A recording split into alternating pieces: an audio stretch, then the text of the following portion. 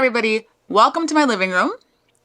This angle is so pretty and I love it, and I wanted to just film today because my roommates are out, and I felt like it was a good time to do a video because everybody's out right now. Anyways, these are my controversial hot takes. I got this idea from a YouTuber that I follow and I wanted to do one of my own. But please remember, these are my hot takes. These are my opinions. These are my beliefs. If you do not agree, you can definitely let me know in the comments below. But please don't insult my intelligence, my looks, my my belief system because of these takes. I do have this on my phone and I'm just going to list them off. A lot of these hot takes usually start with politics, so I'm just going to get the political ones out of the way because I feel like more people are interested in that than anything these days. So first thing is, I am a left-leaning Democrat. I consider myself a democratic socialist. I'm more in line with Bernie's ideas of how to run the government and how the government should be more involved with social policies and social issues. I love the way that Scandinavian countries run their countries because they believe in free healthcare, free education, free, like just having the government really involved in social issues and helping people out. With that being said, I do agree on some level of conservative values. Like one of them being is family. I believe family is a big deal. I believe that family should always be a unit. I believe that children should grow up in a two-parent household. That the two-parent household does not have to be a mom or a dad. It can be a dad and a dad, a mom and a mom. It could be non-binary parents. It could be binary parents. It could be any. As long as children grow up in a two-parent household, I think they have tendency to thrive a little better. That's what I believe. I grew up in a two-parent household. I had a mom and dad, and I think I grew up pretty okay, even though I do have some mental health issues. I think that generally I'm okay because of the fact that I grew up in a two-parent household. I understand that sometimes single parents happen. I genuinely believe that children should grow up in a two-parent household because family and family values are super, super important to me. I'm a straight woman and I date straight men, and I most likely will have a husband. So if I have children, my children will most likely grow up in a two-parent mom and dad household. Speaking from that perspective, I believe that there should be roles for men and women in the household, but those roles don't have to be traditional roles. It doesn't have to be that the mom is the one that is cleaning and doing the cooking and doing all the house management and all the things like that. And it doesn't have to be that the dad is the one that's working and taking and providing and paying for everything. I don't believe that at all. I believe that when it comes to family, when it comes to your household, you should decide on what works best for you. For example, if you're a man and you don't like to lead, some men don't like to lead. They don't. Right? But men are seen as the leaders, but some men don't like to lead. Some women like to lead. Some women like to take control and have everything and make everything right. So I think that's another thing that we should all consider when it comes to what roles in the household are right for us. On the topic of guns, this is a big one for me. On the topic of guns, I don't like guns. I don't plan on having guns in my house. I don't want guns. Guns literally scare me because they're so powerful and they can take lives, and it's a very scary thing. But I think that it's really neat that we live in a country that we are allowed to have guns. I hate gun culture. I hate gun violence. I think that there should be more regulations when it comes to owning a gun, of course, but I think it's pretty neat that we have a Second Amendment that says that we can own guns, and it's good to have that choice, but I don't believe that we should just be running around causing all this gun violence and killing children in schools and, in theaters and churches and things like that. So I think it's crazy that you can go to Walmart and buy yourself a thing of milk and then walk out with a gun too if you want it. That's insane. I hate extremism. And when I was growing up, when it came to extremism was like some random teenagers in a basement that are so fed up with everything that they're plotting terrorism activities in their basements and they want to act out on it. That was the level of extremism that I grew up with.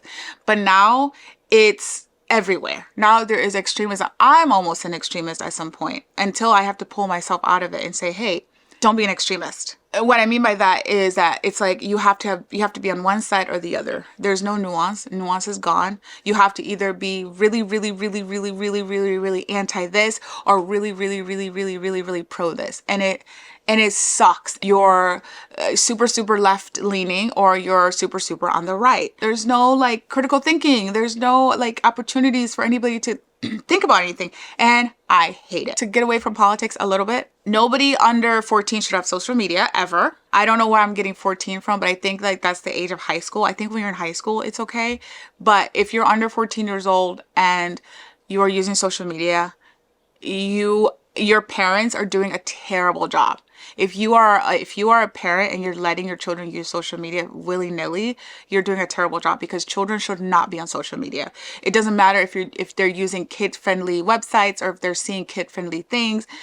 Social media is literally like terrible for children. Children especially should not be shown on social media. I think there should be a real law set in place that social media should be banned for children under the age of 14. I think lifestyle content like beauty, fashion, all that stuff that we see on social media, I think it's boring and it's terrible and it doesn't really have any value. You're watching this person do get ready with me's. I don't think that people are gaining anything from watching another person get ready to go out and do this. That's boring. Let's say that you're a makeup artist and you're giving makeup tips and you're giving how to apply foundation. Or let's say that you are in fashion and you're giving fashion tips and you're telling people how to dress and you're giving a lot. I think that's fine. But this whole, let's go get a cafe, let's go to the grocery store, let's go to this, let's go do that, let's come with me on a vacation. I believe that the only reason why lifestyle content is popular is because people watch that stuff to get inspired to do it themselves. It becomes a thing of like, well, this person did lifestyle content, I can also do lifestyle content. But it's like, not everybody is meant to do that. So why are we even trying to do lifestyle content? I've been noticing a lot of people that are lifestyle content creators have gone back to 9-to-5s because they've kind of run out of juice to talk about, because there's only so much you can talk about when it comes to your life and what you're doing without sounding repetitive. So I think that's why lifestyle content is gonna go down the drain. I'm kind of doing lifestyle content right now. I've made content about recipes on my channel. I've talked about vlogging. I've talked about going to places. I've done that, but I don't like it. People seem to like it. I don't really like it. I don't really like filming it. I don't really like doing it, but people like it, so I do it for that reason. But I find it boring, and I don't follow a lot of people that create that kind of content. This one is super important to me, but what grinds my gear nowadays is that influencers are now journalists, and they get all these access to red carpet events, and they get to interview celebrities, and they get to talk to them.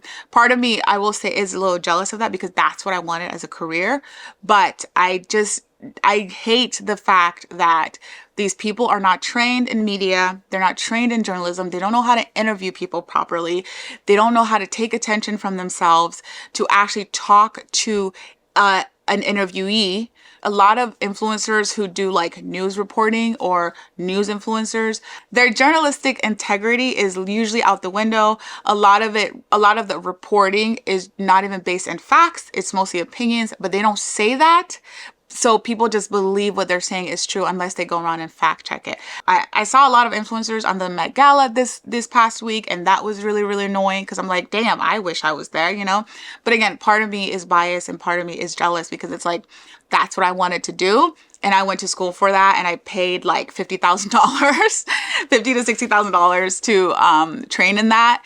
And to have these young influencers just surpass me and get all these access and all these events is just very irritating. But generally speaking, I don't think that these influencers are very good. I hope this one is not too controversial, but because I know people are talking about it, AI is here to stay, and I think we should get used to it because it's going really fast. I think AI is like speeding at a rate that we cannot keep up with, and I don't necessarily like it. I don't think we should abuse it, but we should definitely embrace it, because at the end of the day, yes, jobs are getting replaced, right? But I think that as a society, we always find a way when these big technological things happen. We'll always find a way out, even if these jobs do get replaced.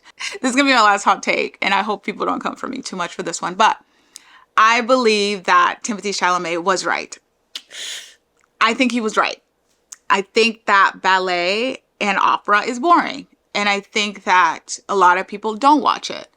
And movies are more entertaining. Sorry, I said it. Movies are more entertaining.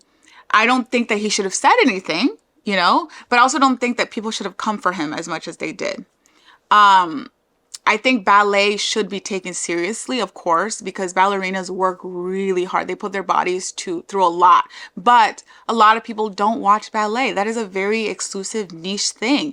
Opera, a lot of people don't watch opera. That is a very exclusive niche thing. So I think he was right.